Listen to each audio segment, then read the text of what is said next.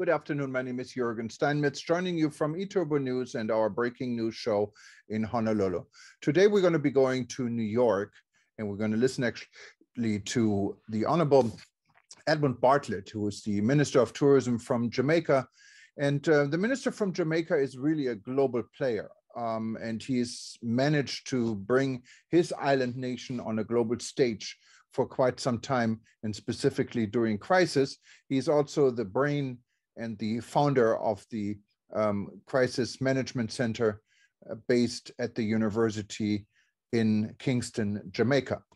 Mr. Bartlett will explain to the United Nations today the role of tourism has in employment and many other factors for his island. What is quite unique, because usually tourism players are not addressing the United Nations, they're addressing the UNWTO, the World Tourism Organization, what is a specialized agency for the United Nations. But today, Minister Bartlett was able to address the full audience of the community of nations in New York. To the welfare of our tourism workers. For this reason, the Ministry of Tourism has partnered with the Ministry of Housing and private housing developers to earmark dedicated units in housing developments for tourism workers to secure adequate and accessible housing. We also recognized the need for critical labor market reforms in the industry to enable the tourism sector to be more attractive for the required skill sets in the recovery. As a result, we have established a task force dedicated to tourism labor market reform and to oversee a labor market study to be completed by December 22 for suitable policy recommendations. Also, while in New York, he met with the Minister of Tourism from Saudi Arabia, who is another really global player and has been instrumental in helping the travel and tourism industry around the world to go through the crisis.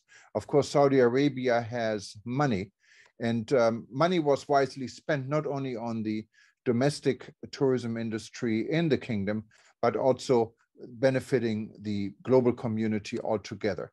And today, Jamaica and Saudi Arabia, not surprisingly, signed an agreement on working together on sustainable tourism and several other factors. Minister Bartlett will explain and listen in. Thank you. The importance of this agreement is signaling the first collaboration between a country from the Middle East and the Caribbean country on tourism development, tourism strategies, and sustainability and resilience arrangements. This important agreement that brings a mature destination such as Jamaica with a new tourism destination such as the Kingdom of Saudi Arabia is going to be critical in the value of exchanging important best practices and very useful guidelines that can benefit both countries.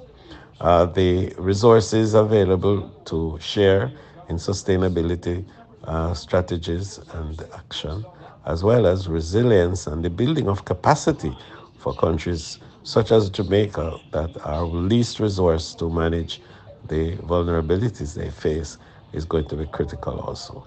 And finally, I think the two countries, one in the east and one in the west, are now joining to say that together we can provide thought leadership to strengthen sustainability and build resilience.